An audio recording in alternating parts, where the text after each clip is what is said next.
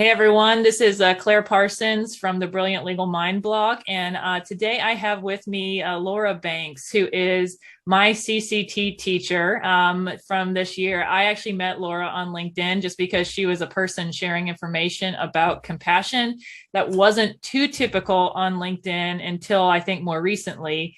But I ended up taking Laura's course and it was really excellent. And I've taken a lot of compassion courses. So Laura is doing a post on the blog this week, and I invited her here to just have a little bit more of a personal conversation about some of the concepts she discusses in her blog. So first of all, Laura, do you want to introduce yourself any more than what I've already done? No, thanks, Claire. I am just so delighted to be here and honored that you are having this conversation. I love the work that you're doing and the community that you're building. And so yeah, no, I'm glad to be here. So that's kind of it. You hit it out of the park.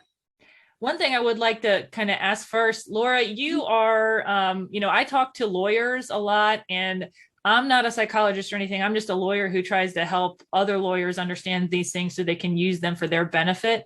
But you're not a psychologist or anything either. How did you kind of come to compassion cultivation training?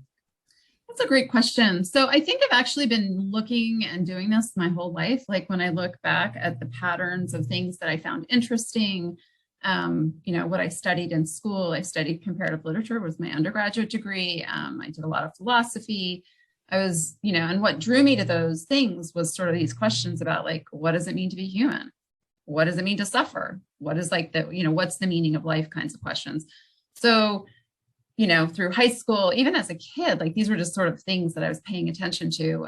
Studied that in college. I did a master's degree with an intention to do a PhD, to teach literature, to teach women's studies, Scandinavian studies. But got to the end of my master's degree and realized I'm not really interested in academics. I'm not interested in talking about these ideas. And part of that decision also was my husband and I got married in our early mid-20s. And by the time I was finishing up my master's degree, he had already had Hodgkin's disease twice. So he was diagnosed the first time when we'd been married for four months, and then 2.5 years later. And at that point, we had an infant. We went through cancer again. I was supposed to be going to do research in Sweden. I was like, not happening this year. And I got to the end of that and I thought, you know what, I don't want to spend my life in academics sort of talking about these ideas. Like life is giving me plenty of rich stuff to do. And so we joke that we had a life before we had a lifestyle. And so for me, that was a moment where I finished my master's and then really focused the next 2 decades on being a mom, doing a lot of volunteer work. My husband's a US diplomat. So we have traveled. So, I do a lot of coordinating of lifestyles. But once again, lots of opportunities to learn different things. I started practicing yoga when I was pregnant with my second child in 1997. We were in Madison, Wisconsin. So it was like one of the first places you could do yoga. In the 1990s, I had a prenatal yoga class that I loved. And so I kept feeling like I was pulling these threads through my life.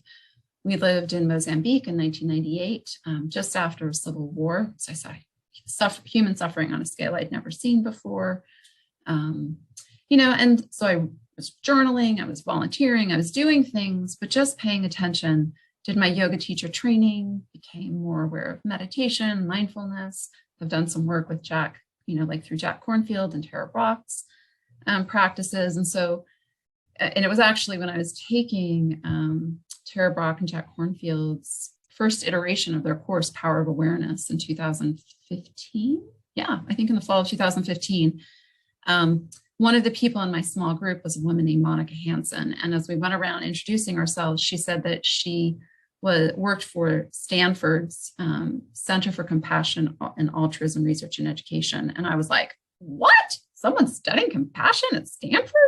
I'd heard about mindfulness. I was familiar with Richard Davidson's work at UW-Madison, but I'd never heard of someone studying compassion. So I bookmarked it sort of in the back of my head. I was working full time. We had kids in high school. We were living abroad. We were in Switzerland. And I was like, okay, that I'm going to come back to further down the road. Well, fast forward 3 or 4 months, my husband got very, very ill unexpectedly, partly because he had Hodgkin's disease. He had a splenectomy in the early 90s, which is when you remove, that was sort of standard protocol for treating Hodgkin's disease, was removing the spleen. And he'd been fine for decades, but well, not luckily. I mean, luckily we were in Switzerland. Unluckily, he got an infection and ended up getting really, really sick and going into septic shock and being in the hospital. And while we were there, he's fine now. But when I was going through that experience, I realized all of my practices were showing up to make it possible for me to be there for my husband and our kids. That these weren't like intellectual decisions. It was just that like my feet knew how to feel the ground under it. I knew how to take a deep breath. It wasn't that I was telling myself these things. It was that because I had been spending the last 15, 20 years literally practicing these things, and I'd been thinking about this and paying attention to it, those skills showed up. And then we ended up moving back to the United States. You know, he got better. He's doing great. Our kids settled. They are doing well. And at the beginning of 2017, I was like, what was that thing about compassion? So I Googled it and I learned about Thupten Jinpa's book, A Fearless Heart, bought out on Amazon. I read it and I was like, I need more. This has all those pieces that I've been putting into my backpack myself, but put together by somebody, by many, many people who are very, very smart and very skilled. So I took CCT, Compassion Cultivation Training, as a course as a participant in the spring of 2017. And once again, like all these pieces that I had individually been trying to figure out were there. Many of them were there. But also I noticed something, like having gone through cancer before, having had my husband in Afghanistan on an unaccompanied tour, like having done a lot of really difficult things, I knew how long it took my body to process trauma, to like basically metabolize a really difficult traumatic experience. And as I did CCT, I could feel myself digest it. And I could feel that year of 2016 when my husband was sick and our lives kind of, it was our 2020 before there was a 2020. I could feel myself metabolize it, integrate it, and it moved from trauma to like post-traumatic growth. And I knew what that process was, but it usually took me a long, long time. And I could feel how particularly the practice of self-compassion and common humanity really shifted my relationship to that suffering. So I was like, this is my next, like, this is my life calling, or I don't know if it's my life calling, but this is the next step on my thing, on my journey. And another side to that is like when I decided I was going to really do mothering and, you know, supporting my husband's career as like my first career, I made a promise to myself that when our kids were in high school and stuff, I would go back and I would either finish my PhD or I'd go to law school or I'd do something and really have, you know, another career. And so when I found out about compassion, I was like, this is it. This is, at least I don't, may look different over the next couple of years. Maybe I'll decide to do a formal degree in something else. But I knew that I'd found like the work that I really had started as a child. So yeah, that's a really long answer to say how I found it, why I love it. Now I've taught it probably over, you know, dozens of times or a dozen times plus, and a lot of workshops. And the more I teach it, the more grateful I am, because none of us, like I didn't choose 2016. My husband didn't choose it. My kids didn't choose it, but it landed. None of us chose 2020, but we're in the middle of it. None of us chose this year, but we're in the middle of it. And so this opportunity to help people maybe get one or two little things in their skill toolbox that will help them not only survive, but really make sense and integrate their experience is really, really meaningful work. But yeah, I hope that's not too much. I hope it's helpful. No, I think it's helpful because I think that's kind of my story is very circuitous with all of this as well. And it also, like, I've talked about how like my own personal trauma and experiences sort of led me to this stuff like meditation and compassion, but also allowed me to grow in ways that I never would have had otherwise. So I think it's great. I think honestly, all of us are kind of on these, you know, paths, and we just have to I think we're best when we let them sort of emerge and evolve. So I think that showcases it. So, I would like to know a little bit, if you can sort of give us an idea of what compassion cultivation training really is, maybe how it's structured, what it includes, like in terms of some of the practices? Um, Yeah, Thanks. absolutely. So the course itself was developed at Stanford probably just over 10 years ago. They did their first like beta teacher training. So they began the development in 2007. It's been being taught for 10 years. There's research. It's definitely evidence-based. There's research specifically around the benefits of CCT. So it's an 8-week course that meets 2 hours weekly. It was modeled, as a lot of these sort of contemplative courses are, on mindfulness-based stress reduction, MBSR, by John Kabat, that was created by John Kabat-Zinn, because that's really the gold standard, right? Like the research around mindfulness now, there's broader, but that has been being taught since the 1970s. So there's a lot of evidence and a lot of understanding that to develop these practices as pattern changes, as like really deep changes, that sort of length of 8 weeks and that time is helpful. It's not necessarily essential. There's a lot of research that shows just smaller amounts can already make profound changes, but it's 8 weeks long, meets for 2 hours a week. And it's sequenced in a very deliberate way. And this also came from these beta versions. Like they said, oh, let's do it this way. And then they gave the course and you'd be like, oh, that's not working. So let's see if we tweak this. And then they sort of landed on this sequence so that the 8 weeks cover basically 6 steps. The first, and each week corresponds to a step or part of a step. So the first step is mindfulness, just this basic awareness practice using the breath, and it can also use body, sort of the body as an anchor, but is just establishing that foundation of mindfulness, of awareness, because the definition of compassion that is generally used in science, and I think this is mirrored in wisdom traditions and in the arts, is that compassion is an awareness of suffering. Like you've got to know something's wrong for yourself or for someone else or for another group of people or for a species, right? You've got to be aware, oh, there's a problem here.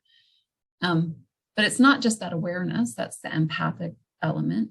It's also a sense of care that then leads to a willingness to do something, to respond. And that doesn't necessarily mean like going and fixing the problem. Responding might mean just showing up and asking the person, how can I have your back, right? So like to be present, to be willing to be present. So there's that awareness and this sense of like this willingness to respond.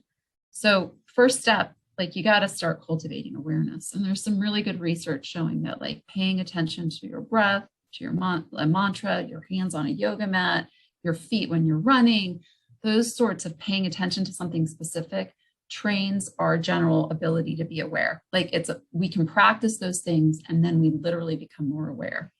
So first step is this breath focused meditation, settling the mind, and a breath focused meditation. The second week is practicing loving kindness and compassion for a loved one.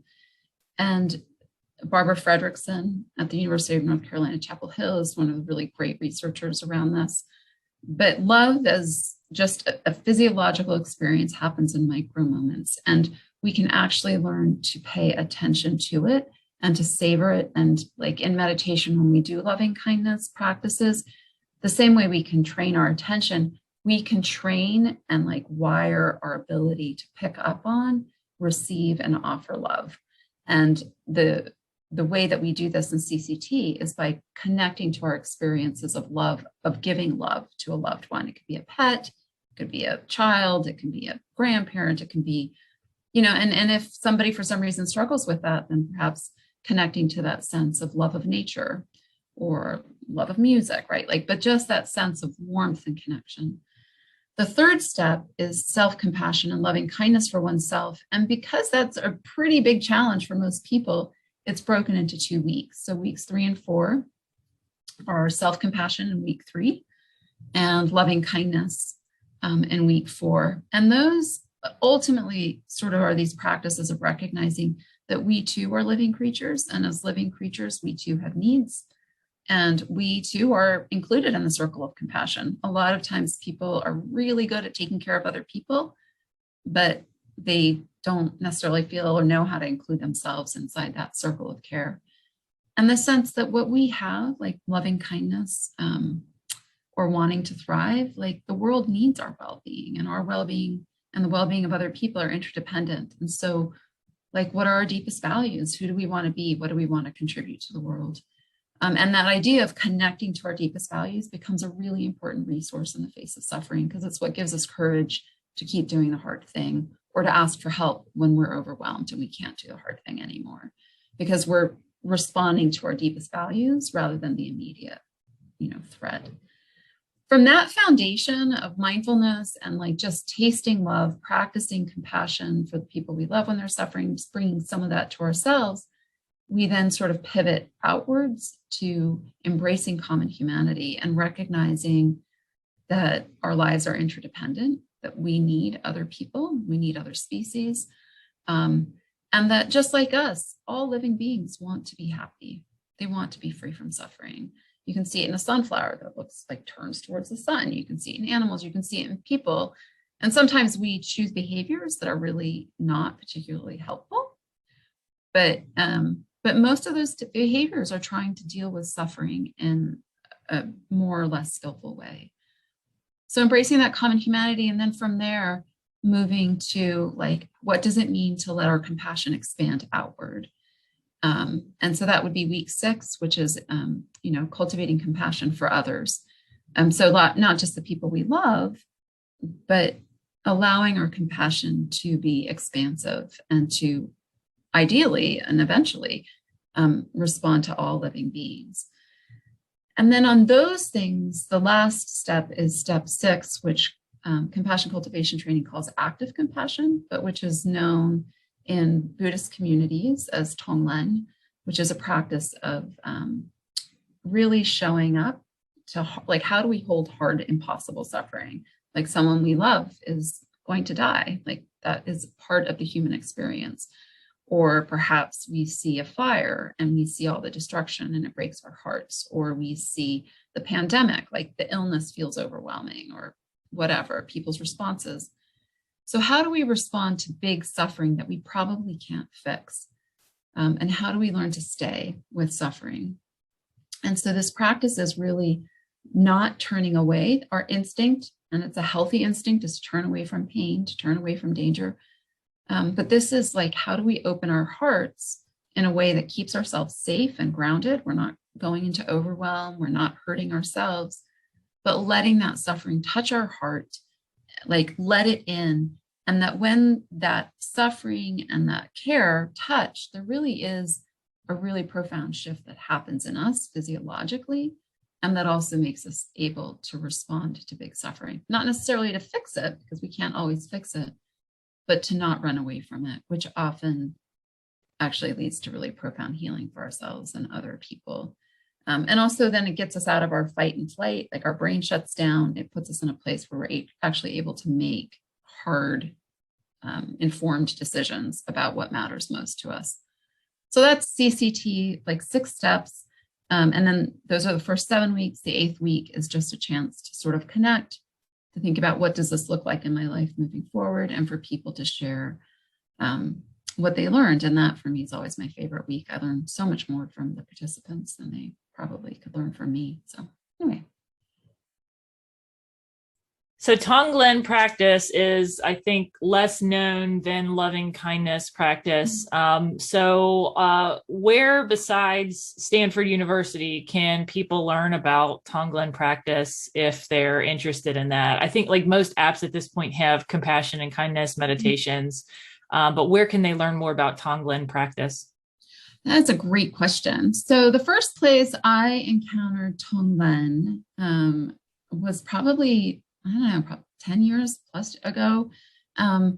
It will pop up in like I first practiced it on Yoga Glow with Tara Judell, right? And she was just doing it as a practice. So like random stance Yoga Glow is where I encountered it as a formal practice.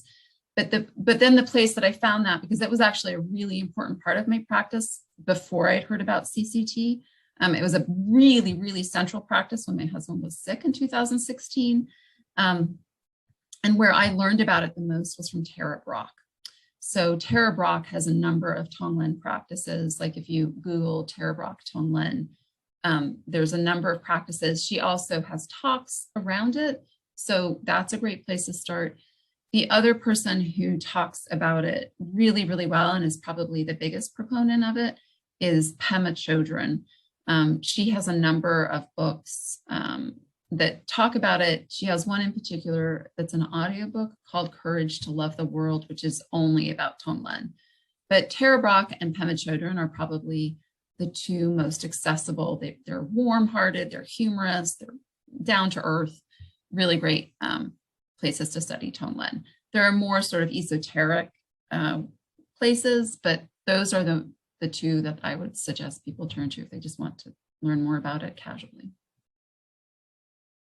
So, Laura, what your blog post is about is kind of talking about this idea that although like we as humans have a capacity for compassion, and it's really like literally hardwired into us through genetics and experience, that we have the ability now to train in it. So can you just briefly explain as we wrap up, like why you would want to train or why we need to train now when we already have this capacity?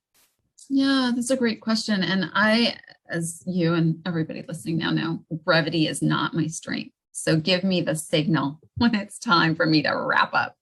What was I going to say? Oh, I was just actually talking about this with Claire before we went live, which so compassion, you can read the blog, I talk about it more, like really is, we are wired for this as human beings. And this is why we've survived as individuals, as species, this ability to see need, not just suffering, but vulnerability, and to want to take care. That's what we do. And all of us sort of in different ways develop this capacity over the course of our lives. You don't need to necessarily meditate. Some of the most compassionate people I've met have never meditated, quote unquote. They may be like, anyway, they can be from any wisdom tradition, any spiritual background. So sometimes people are like, well, I don't need to practice compassion, or do I need to practice compassion? And this is what my response is that you might not, right? Like you might already have this. Like this might be sort of like trying to talk to, a natural musician and saying, well, you should take lessons, and then being like, well, I could, but I'm already like, I don't know, I'm trying to think of a famous musician who never had lessons, but like, right, like some people, you've got this. But most of us like really could use a little bit of support in this. Sometimes we're really compassionate people, but we might not know how to take care of ourselves. Sometimes we might have had really hard experiences in our lives, so we shut down to compassion. So there's like specific areas that we can work on, specific relative strengths and weaknesses. But as I was saying to Claire before this, for most of our existence as a species, we were around a lot of suffering from childhood. We lived in communities where we saw people get injured and need a lot of care from the community. We helped each other build our houses. I mean, I'm not trying to idealize or say I wish I could go back to those times, but like, we saw women give birth. We knew that women who had given birth needed a lot of care. We knew that, like we as children were taking care of younger children. We were with people when they died. We were with people in really difficult circumstances. And so in a sense, we got these skills on some level or another simply by living. Like we were around suffering and we saw people responding to suffering on a regular basis. For most of us, that's not true. In ways, yes, it is true because there's always difficulty. But like I was telling Claire, like I've given birth 3 times, but I've never been with a woman while she's giving birth. I've never been the support person for that. Most of us will not sit with someone when they're dying until we're older, like we won't be there. And so these skills that are supported through practice, we don't necessarily get the practice the same way that it used to take us a lot of energy and time as human beings to make sure we had enough food, to make sure we had enough water, to make sure we had clothes, to make sure we had shelter. And so physical exertion was a part of our lives, but it's not now. And so most of us know that exercise is important. I think in similar ways, most of us can go through our whole lives, I should say in modern Western, or not even, but just in modern world, there's a lot of parts in the world this isn't true. but we can go through our lives without really learning how to do these things. And so practicing them and understanding the science behind them, I think, is a really powerful way to support those processes. The other thing that I want to point to is that for most of human existence, like we've lived in really small communities, but that's changed radically in the last few hundred years, particularly in the last 100 years, even more so in the last 50 years, and more so in the last 20 years. And so this idea of common humanity, learning to see the usness, like belonging in everyone, is really something that most of us need to practice and learn on some level, because we're wired to look for the people who are like us to take care of us. An infant needs to know who they belong to. But if we can't learn to see the common humanity of other people, there's a really good chance we're going to have a hard next century, like harder than we can imagine next century. So for me, part of cultivating compassion also is learning ourselves to respond to suffering in ways that are helpful, in ways that we don't necessarily learn in a modern life, but also to recognize that we need to figure this out as a global community, that we're no longer just us. What happens on the other side of the world actually has a huge impact on us, and vice versa. Any other questions about that? No, I really appreciate it, Laura. And I do just want to say we've mentioned several courses in addition to CCT in the course of this conversation, including the power of awareness. I also took that. And then we didn't mention mindful self-compassion, but that's another one. Next week, I'm going to be doing a sort of comparison. Not that I really want to pit these things against each other, but just a compare and contrast kind of post so you can understand some of the differences between them. My personal recommendation is everyone should do all of them, but like understanding that maybe you don't want to jump into all of them right away. Maybe which one should you pick first? So we're going to be doing that next week. And Laura, I do really appreciate it. I appreciate, I also do want to mention before we wrap up that Laura, you have another CCT course that's going to be happening this fall, correct? Yeah, it will begin. It'll be on Thursday mornings at 11 a.m. Eastern time. I may add another class, but I'm not sure at this point. I should know within the next week or two.